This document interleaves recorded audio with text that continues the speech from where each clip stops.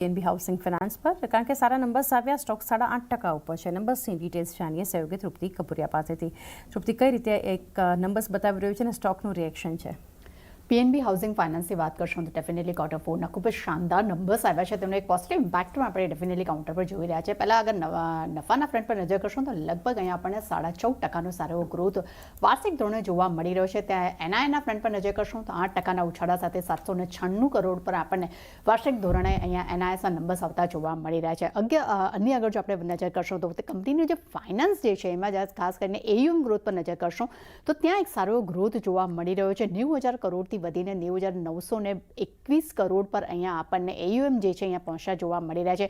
Overall 13%નો વાર્ષિક ધોરણે અહીંયા ગ્રોથ જે આપણે જોઈ રહ્યા છે. ખાસ કરીને 31 માર્ચ 2026 સુધીમાં કંપનીના ગ્રોસ એનપીએ છે તેમાં સારો એવો ઘટાડો જોવા મળ્યો છે. જે પહેલાં 1% હતા, જે ઘટીને હવે 0.93% પર અહીંયા આપણને જોવા મળી રહ્યા છે. એટલું જ નહીં, બેંકની લોન રિકવરીમાં પણ એક સારો એવો ગ્રોથ જોવા મળ્યો છે અને જેનો એક પોઝિટિવ ઇમ્પેક્ટ જે છે ડેફિનેટલી ગ્રોસ એનપીએ પર આપણને જોવા મળી રહ્યો છે. સાથે કંપનીએ ₹8 પ્રતિ શેર અંતરિમ ડિવિડન્ડની પણ અહીંયા અંતિમ ડિવિડન્ડની તેમણે અહીંયા જાહેરાત પણ કરી છે, જેનો એક પોઝિટિવ ઇમ્પેક્ટ અહીંયા આપણે જોઈ રહ્યા છે. એટલે ખાસ કરીને એક તરફ લોન રિકવરી તો જોવા મળી છે, પરંતુ સૌથી ઇમ્પેક્ટફુલ જે છે તે ગ્રોસ એનપીએમાં જે સુધારો આવ્યો છે અને એયુએમમાં 13%નો ગ્રોથ આવ્યો છે, તેનો એક પોઝિટિવ ઇમ્પેક્ટ આજે આપણે કાઉન્ટરના ફ્રન્ટ પર જોવા મળી રહ્યો છે.